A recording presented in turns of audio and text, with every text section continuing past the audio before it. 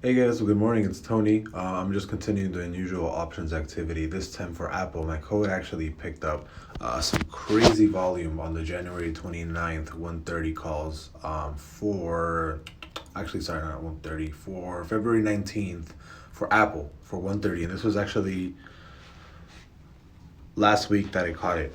Um, Currently, right now, there is a $16 million position on these 130. The volume, right? There's over $16 million in volume on this $130 call position right here for February 19th, which is again one of the biggest positions, if not the biggest positions I've seen my code pick up. And this is actually the first time I've seen it pick up anything for Apple.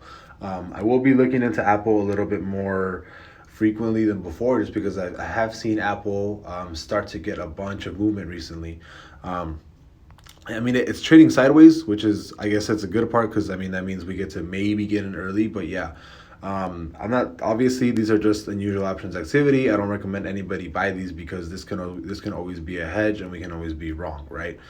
So as of right now, I did pick up a $16 million volume on this $130 call for February 19th. So keep an eye out for that one.